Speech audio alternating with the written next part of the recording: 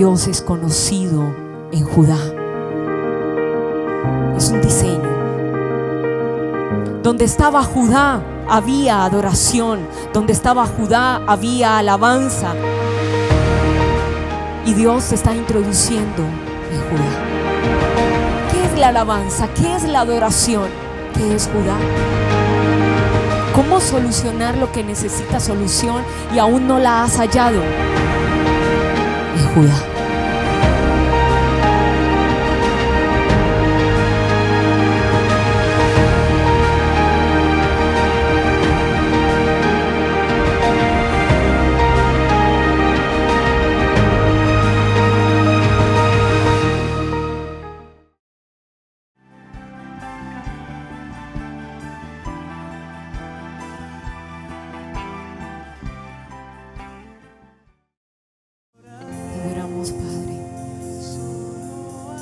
Alabamos tu grandeza, tu poder, te honramos. Espíritu de adoración, para honrarte, para alabarte. Espíritu de revelación en tus diseños, alumbrando, rasgando los velos, confrontando la oscuridad, trayendo libertad. Espíritu de resurrección, manifestándose esta noche en toda la nación colombiana. Espíritu de vida, espíritu de vida en la tierra.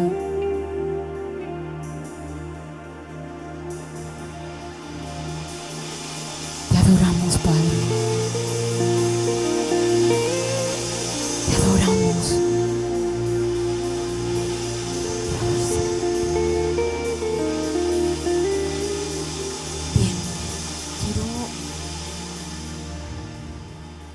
Quiero esta noche retomar un poco de lo que estuvimos revisando hace unos días acerca de lo que está contenido en el Salmo 76, versículo 3.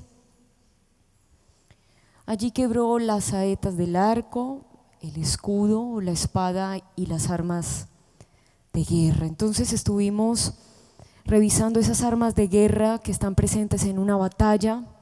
Ahora bien, estas armas en oportunidades revisamos que aparecen también como elementos usados por las tinieblas para atacar los diseños de luz y de vida. ¿Cuáles? Que tú puedas cumplir el propósito de Dios, que vivas antes que sobrevivas, que aprendas a vivir en esa vida abundante de Cristo, que tu familia pueda cumplir el propósito, que puedas permanecer fiel, que entiendas el hoy de Dios, que tengas revelación en todo lo que te acontece, que no caigas. Entonces, detrás de tantas cosas y de tantas situaciones feas, oscuras que puedas estar afrontando, o quizás las están afrontando tus hijos, o quizás es un amigo, vamos a ubicar que es un plan que las tinieblas han trazado. Entonces es muy importante poderlo condenar, poderlo destruir antes que se ejecute ese plan trazado por las tinieblas. Y por eso estamos aquí, con una cantidad de herramientas para que usted las tome, para que usted las use, para que usted las viva, y por supuesto que esta es su responsabilidad. Que usted pueda tomar de estas herramientas, pueda agarrar estos diseños y empezar a aplicarlos en su día a día, en lo que usted está, como lo mencionaba, afrontando. Ahora bien, el versículo 3 registra: allí quebró las saetas del arco, y se anuncia en dos palabras cómo tener la victoria. Allí quebró. Victoria a lo que te esté pasando hoy, victoria a lo que no debió pasar en tu vida pero que finalmente ocurrió, embates que enfrentas día a día. Entonces, ¿cómo lograr esas victorias? cómo ganar esas batallas. Y en lo que estuve revisando apunta a un lugar, apunta a una habitación, apunta también a un espacio. Entonces vamos a revisar lo que antecede a lo que está ahí en ese versículo 3 que nos detuvimos a revisar detalladamente: las saetas del arco, el escudo, la espada y demás armas de guerra. Entonces vamos a saltar al versículo 1. Dios es conocido en Judá, en Israel es grande su nombre, en Salem está su tabernáculo y su habitación en Sión. Allí quebró las saetas. Y aquí inicio con uno de los diseños que más me apasionan, y esto significa que más he padecido. No es un tema, es un diseño. Y aparece aquí Judá, y en lo que estamos revisando en el versículo 1, aparece Judá unido a conocimiento de Dios. Más allá que ese conocimiento que tuvo Judá como tribu le ayudó o no a conocer a Dios, vamos a ubicar este diseño: Judá unido al conocimiento de Dios. Ahora estoy hablando de un conocimiento celestial. Entonces revisemos unos aspectos acerca de Judá muy importantes para empezar a abrir camino. Judá es donde se quiebran las armas del enemigo. Esto es serio. Judá es donde se quiebran los planes del Seol. Judá es donde se puede detener lo que las tinieblas trazaron contra tu vida, contra tu familia, contra los hijos, contra territorios, contra naciones. Ahora pues nos encontramos en una sociedad de la inmediatez, y de vuelta pues es más fácil decir como 3 pasos o 3 puntos de cómo llegar a esa victoria, de poder quebrar las saetas del arco, de poder golpear esos escudos que el enemigo está levantando, o poder derribar esas espadas que han enfilado contra tu vida, o como lo mencionaba, contra tu familia. Pero no es así. Todo lleva un proceso. La comida rápida seguirá siendo comida chatarra. Todo requiere un tiempo, requiere profundizar. Ahora, una generación sin profundidad es una generación frágil. Entonces hace unos días alguien me decía: no puedes hacer un video de más de 5 minutos, nadie lo va a ver. La gente quiere ver cosas puntuales, sencillas y rápidas. La sociedad de la inmediatez. Es que nadie quiere profundizar, nadie quiere ir más allá, nadie casi que ni quiere leer la Biblia, ni casi que está interesado en el tema de Dios. Y de nuevo, una generación sin profundidad es una generación frágil.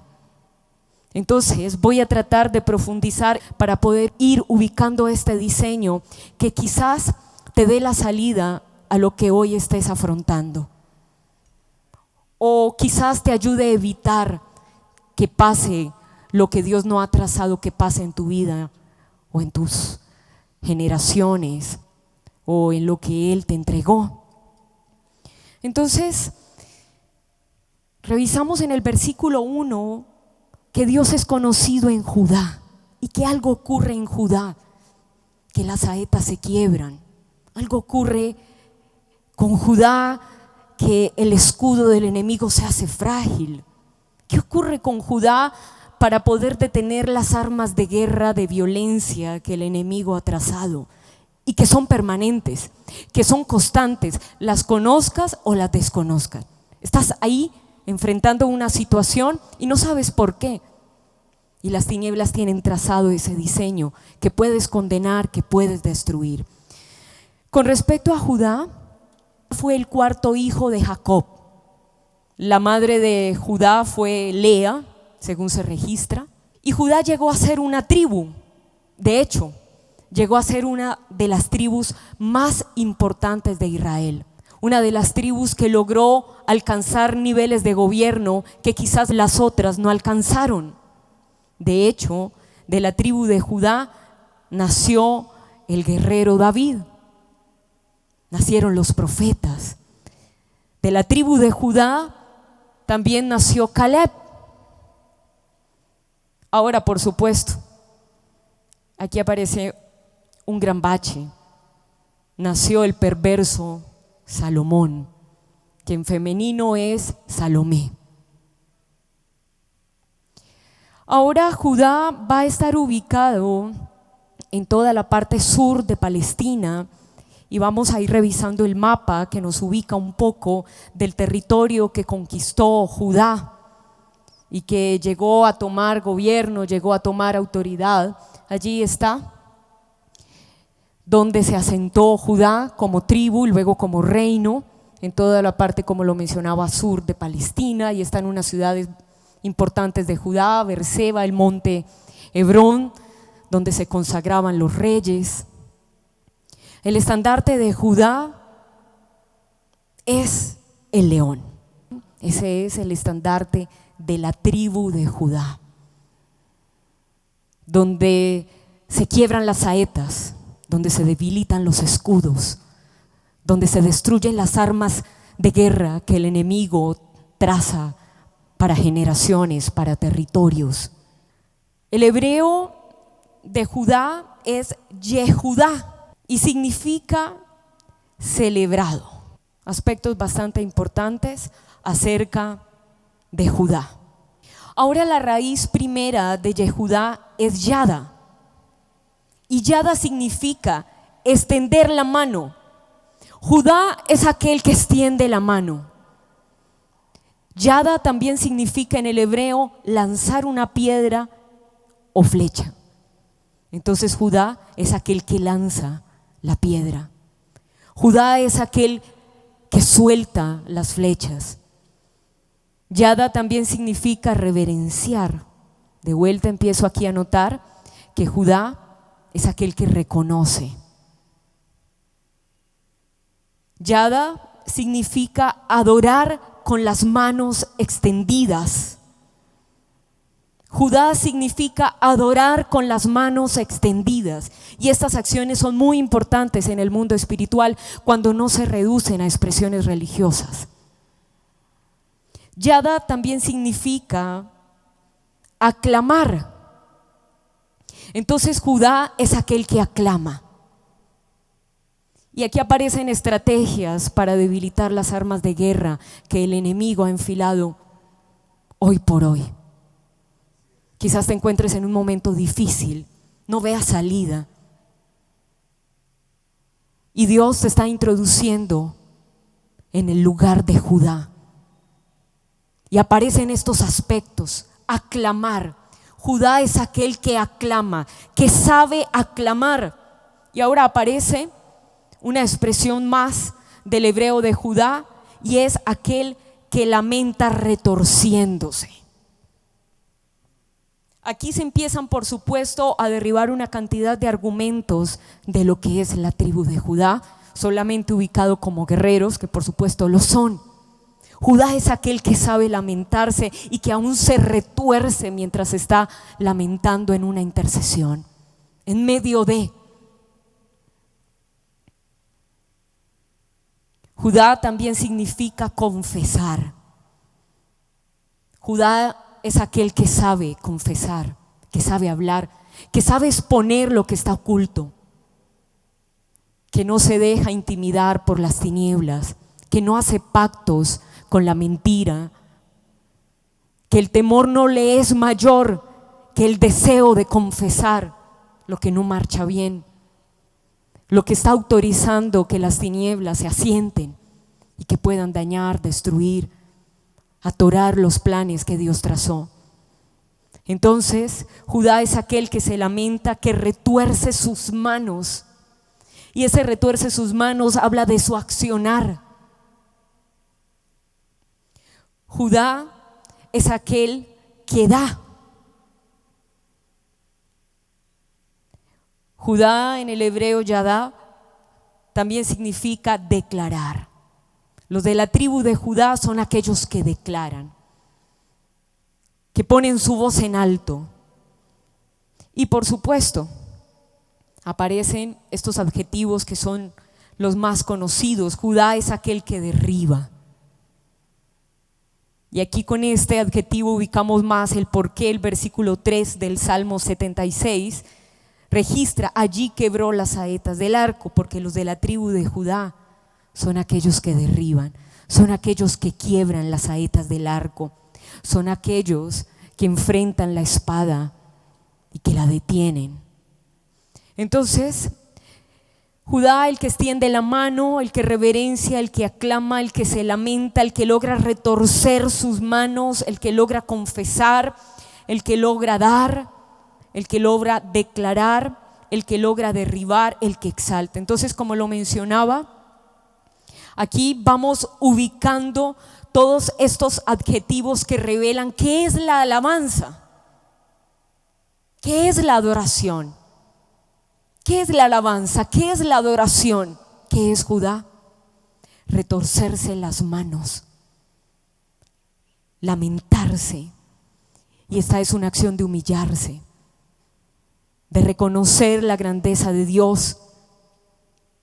Alabanza, que es el primer significado que ubicamos de Judá, va a hablar también de aquel que logra golpear con la piedra adecuada a las circunstancias, de tal forma que se derriban. Entonces, con la alabanza de Judá se va a lograr cumplir el versículo 3. Allí quebró las saetas del arco que estés recibiendo en tu alma, que estés recibiendo tu casa, que estés recibiendo quizás tu profesión, tu empresa, tus pensamientos, tus sentimientos, tus emociones. Allí se logró debilitar el escudo del enemigo. ¿Cómo derribar las armas que las tinieblas trazaron? Dios es conocido en Judá. Entonces vamos a ver cómo se une este versículo 1 con el versículo 3. Entonces, a estas alturas, reducir la alabanza a unas canciones o a quien ejecute unos instrumentos, o en el peor de los casos reducir la adoración a esto, es bastante ambiguo, es muy impreciso hoy por hoy. Alabanza no es solo una canción. Alabanza no es solo un talento. Y revisamos todo lo que contiene el mismo nombre de Judá. Que los adoradores, por supuesto, vienen hoy y los ubicamos de la tribu de Judá, o aquellos que alaban con sus instrumentos y con sus voces. Sí, por supuesto, más que de la tribu de Leví, que las características deben ser de guerreros, deben ser de aquellos que claman, de aquellos que retuercen sus manos, de aquellos que extienden la mano, de aquellos que logran golpear, lanzar las flechas. Donde estaba Judá había adoración, donde estaba Judá había alabanza. Eso significa que había intercesión. Eso significa que las tinieblas tenían un límite porque estaban los de Judá. Eso significa que se ponía oscuridad de frente y venía Judá y empezaba a despejar esa oscuridad por causa de la piedra que ellos habían logrado identificar. Entonces, ¿qué pasa con un adorador o con un profeta que no derriba, que no logra confrontar, que le teme a la confrontación, que le huye a la confrontación? ¿Qué pasa con un adorador, con un profeta que no logra edificar, que es una característica más de la tribu de Judá? ¿Qué pasa con un profeta que no logra aclamar, que no lanza flechas, que no lanza la piedra, que no extiende sus manos? No es un adorador, no es un profeta, no es un hijo. porque los frutos de ello son estos adjetivos que hemos estado revisando, entre otros. Ha sido llamado a derribar, a confrontar, a edificar, a clamar, a manifestar la luz, a manifestar la vida. Y esos eran los de la tribu de Judá. Eran guerreros adoradores. Eran guerreros que alababan.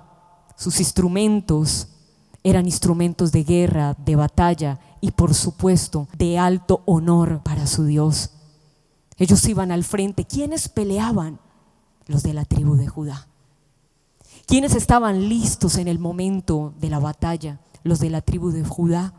De hecho, vamos a revisar lo que registra Jueces.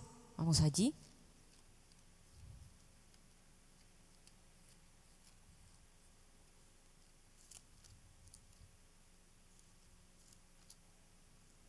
Vamos paso a paso.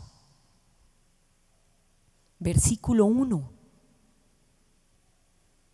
Aconteció después de la muerte de Josué que los hijos de Israel consultaron a Jehová diciendo. Está hablando de todos los hijos de Israel, que son todas las tribus. ¿Quién de nosotros subirá primero a pelear contra los cananeos? Esa era la pregunta del momento. ¿Será Efraín? ¿Será Manasés? ¿Será Dan? ¿Será Leví? ¿Quién de nosotros subirá primero a pelear contra los cananeos? Y Jehová respondió: Judá. Solo Judá podrá enfrentar a los mercaderes, a los traficantes. Solo Judá podrá enfrentar la prostitución cananita. Solo Judá podrá enfrentar el afán que trae el deseo de las riquezas. Solo Judá será el que podrá subir contra Canaán, contra los que se venden por cumplir un sueño, pese a que se oponga al sueño de Dios. Los de Judá subirán. Y el punto y coma registra un buen final. He aquí que yo he entregado la tierra en sus manos. ¿Quién puede gobernar la tierra? Aquellos que pueden retorcer sus manos en intercesión y clamando para que se manifieste la luz y los diseños de Dios, para que haya sanidad, para que haya paz donde hay caos, donde hay injusticia,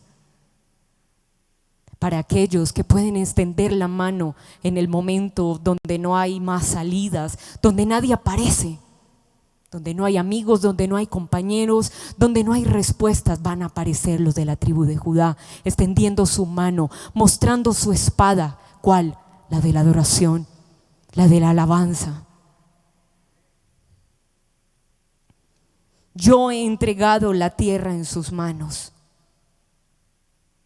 Versículo 4. Y subió Judá, y Jehová entregó en sus manos al cananeo. Ya pasó de ser una promesa a un cumplimiento. Lo entregó en sus manos a los de la tribu de Judá, a los que lograron reconocer la grandeza de Dios, a los que no redujeron la adoración a una canción, a un sonido, sino a vida. Jehová entregó en sus manos también al fereceo, e hirieron de ellos en Besec a 10,000 hombres, y hallaron a Adonibesec en Besec y pelearon contra él y derrotaron al cananeo y al fereceo. Guerreros, valientes, esforzados. Ahora aparece que esta es una acción de la tribu de Judá, que Dios le da el diseño para que pelee y venza a sus enemigos, pero de vuelta ellos sí tienen que pelear.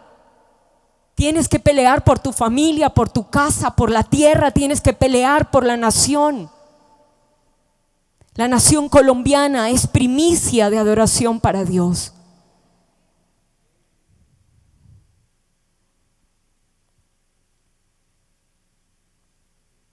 Le prendieron, le cortaron los pulgares de las manos y esto es para otro momento, y de los pies.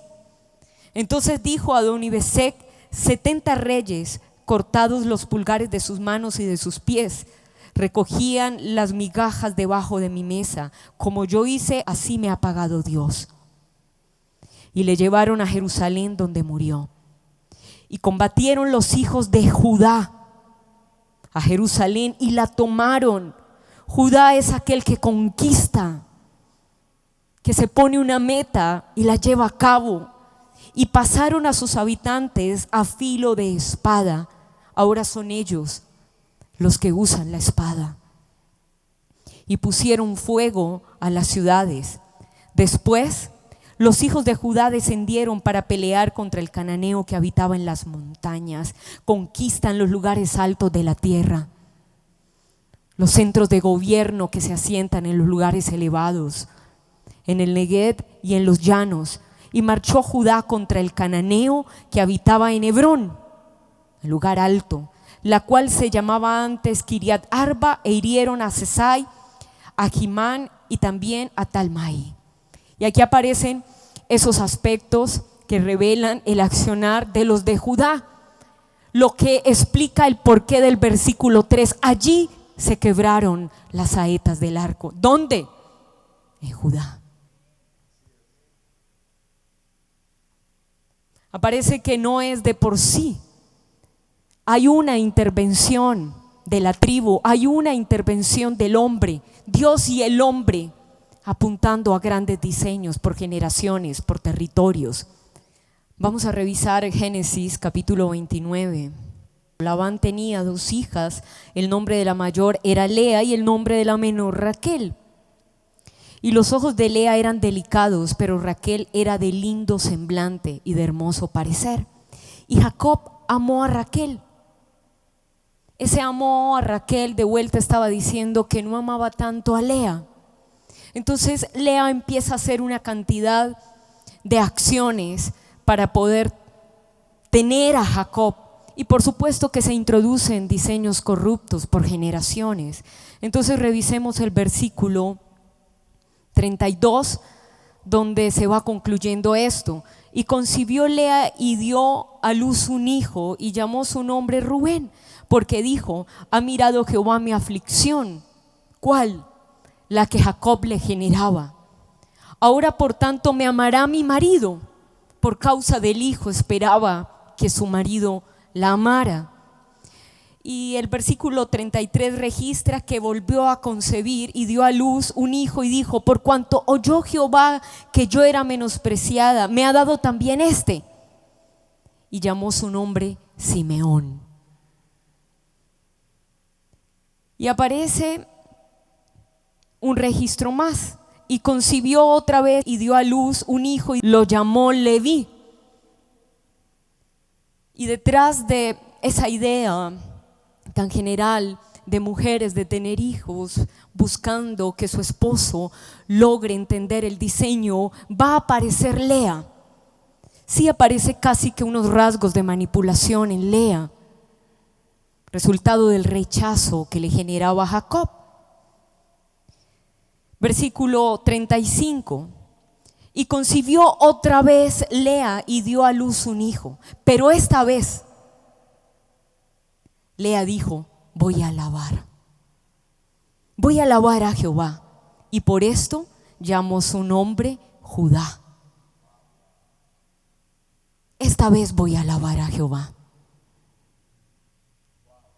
Y ahí aparece todo el diseño de Judá, una generación de hijos que logran adorar, alabar a su padre. Ahora vamos a revisar, abuelo de pájaro, lo que registra el profeta Oseas acerca de Judá.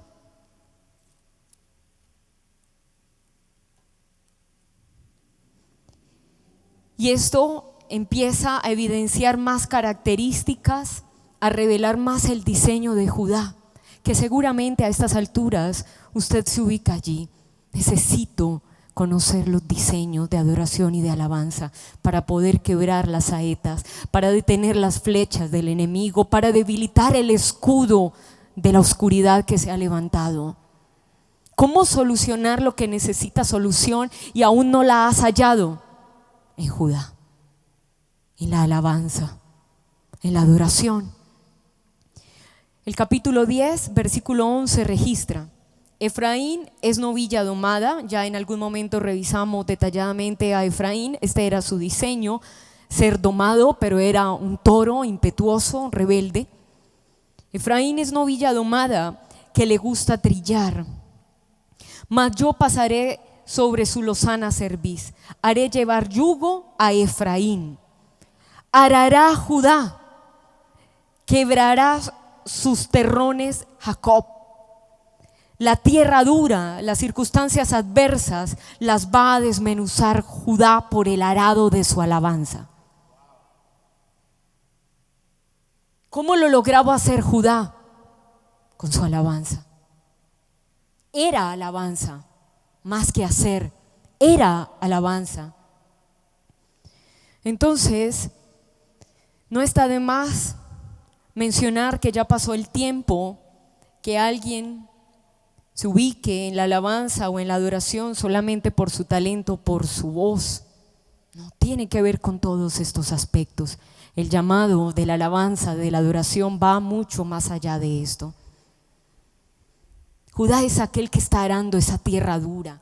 Y por más que insiste, se pone más dura. Pero ahí está Judá, la fortaleza, la valentía de Judá. Y la forma de hacerlo es con su alabanza, con su adoración. Ahora aparecía que lograba hacerlo contra las rebeliones de Efraín. El profeta Isaías lo resuelve. Y se disipará la envidia de Efraín, y los enemigos de Judá serán destruidos. Efraín no tendrá envidia de Judá. Y ahí aparece, recuerde que en su momento ubicamos a Efraín, las características de Efraín antes del arrepentimiento, como el querubín traidor, como el querubín protector.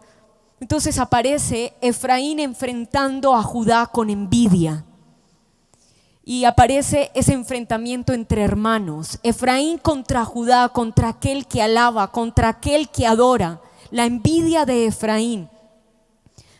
Efraín no tendrá más envidia de Judá, ni Judá entonces va a afligir a Efraín resultado de la envidia. Así se registra en Isaías capítulo 11. Ahora vamos a revisar en el Salmo 50, el versículo 15. Invóquenme en el día de la angustia y los libraré, y entonces me honrarán. ¿Por qué invocarlo en el día de la angustia? ¿Por qué aquí se registra que Dios logra librar y que se logra manifestar una honra? ¿Cómo Dios libra? ¿Cómo permite Él ser invocado? Por lo que registra el versículo 14. Sacrifica a Dios alabanza y paga tus votos al Altísimo. ¿Por qué? Por tu alabanza, por tu adoración. No detengas la adoración, no silencies tu alabanza, porque allí serás liberado. Ahí tendrás respuesta en el momento de la angustia. El que sacrifica alabanza me honrará. ¿Quién puede honrar a Dios? Aquel que puede alabarlo. Y el que ordena su camino le mostraré la salvación. El que sacrifica alabanza. Ahora, por supuesto que alabanza es casi que un sinónimo de sacrificio. No siempre lleva deleite. Hay momentos de una oposición tan fuerte que casi que ni se logra. Alabanza no es ese sonido rápido de canción. No es casi que ese sonido que se podía emitir en un momento de alegría. Aquí aparece alabanza unida a sacrificio. Y revisemos lo que está en el segundo libro de Crónicas: no habrá para que peleéis vosotros en este caso. Paraos, estad quietos y vean la salvación de Jehová con vosotros. Qué bueno poder decir amén a esta palabra en un momento donde no sabes qué hacer. Oh Judá y Jerusalén, no teman, no desmayen, que no desmayen los de la tribu de Judá. Salgan mañana contra ellos, porque Jehová estará con vosotros.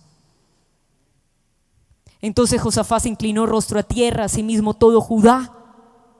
Judá sabía inclinarse, recuerde esta característica, sabía humillarse. Judá no necesariamente es aquel de ojos altivos, todo lo contrario. También lo hicieron los moradores de Jerusalén, se postraron delante de Jehová y entonces lo adoraron. Estaban en un momento muy difícil y ellos obedecieron el poder adorar. Se levantaron los levitas de los hijos de Coad y los hijos de Coré para alabar a Jehová, el Dios de Israel, con fuerte y alta voz. Hay momentos donde necesitas levantar tu voz con fuerte y alta voz. Y cuando se levantaron por la mañana, salieron al desierto de Tecoa, y mientras ellos salían, Josafat, estando en pie, dijo: oídme Judá, óiganme Judá, los profetas, los de la tribu de Judá, los que aman adorar y alabar su nombre, su grandeza, que como pase en el cielo, pase en la tierra. Crean en Jehová vuestro Dios y van a estar seguros. Crean a la palabra profética y van a ser prosperados. No tengan temor, no tengan temor. Y habiendo consejo con el pueblo, puso a algunos que cantasen y alabasen. ¿Cuál era la estrategia de guerra? ¿Cómo se solucionaba el meollo? ¿Cómo se vencía en la batalla? Ahora estos enemigos estaban allí. Eran enemigos físicos, porque primero eran enemigos espirituales. Cantasen y alabasen a Jehová, vestidos de ornamentos sagrados, con una cobertura, la de hijos. Mientras salía la gente armada, y empezaron a hacer esta declaración: glorificad a Jehová, porque su misericordia es para siempre. Y se empezó a hacer de esta declaración una canción. Y esa canción era un juicio contra los de Moab y los de Amón, los espíritus más perversos, los hijos de las hijas de Lot con Lot. Glorificad a Jehová, porque su misericordia es para siempre. Y entonces, cuando comenzaron a entonar cantos de alabanza, Jehová puso contra los hijos de Amón, de Moab y del monte de Seir las emboscadas de ellos mismos que venían contra Judá. Ahora, poder tener en cuenta esto: ¿quiénes estaban en contra de los de Judá? Los espíritus más perversos, los espíritus de los amonitas y de los moabitas. Y aquí esto empieza a arrojar luz de por qué los de Judá son atacados en la parte moral en un nivel tan alto. ¿Por qué los adoradores, los que alaban, los de la tribu de Judá, en algún momento se aparece Moab y Amón y tienen que enfrentarla y derribarla? No se pueden quedar en el palacio, tienen que ir a pelear con las de Amón y los de Moab. Y se mataron los unos a los otros, porque los hijos de Amón y Moab se levantaron contra los del monte de Seir para matarlos y destruirlos. Y cuando hubieron acabado con los del monte de Seir, cada cual ayudó a la destrucción de su compañero. Y se concluye que fueron destruidos en medio de ese sonido de alabanza de los de la tribu de Judá. Y concluyo devolviéndome un poco con el capítulo 13 de Crónicas, donde también se evidencia estrategias de guerra de Judá que apuntan más a quiénes eran ellos, más que lo que hacían los de la tribu de Judá. Entonces revisemos el versículo 12. Y aquí Dios está con nosotros por jefe y sus sacerdotes con las trompetas de júbilo para que suenen contra vosotros, oh hijos de Israel. No peleéis contra Jehová, el Dios de vuestros padres, porque no prosperaréis. Pero Jeroboam hizo tender una emboscada para venir a ellos por la espalda, y estando así delante de ellos, la emboscada estaba a espaldas de Judá. Y cuando miró Judá, he aquí que tenía batalla por delante y a las espaldas. A Judá lo atacan por la delantera y por la retaguardia. Recuerde la envidia que lograba soltar Efraín contra Judá, contra su hermano Judá. Y cuando Judá advirtió, tenía a sus enemigos rodeándolo por todas partes. Entonces los de Judá gritaron con fuerza, y así que ellos alzaron el grito, y entonces Dios desbarató a Jeroboam y a todo Israel delante de Abías y de Judá. Y entonces huyeron a causa del grito de la tribu de Judá, que ruge con el rugido del león de Judá. Y concluyo, Salmo 76, versículo 3. Allí entonces quebró las saetas del arco, el escudo, la espada y las armas de guerra. Dios es conocido en Judá.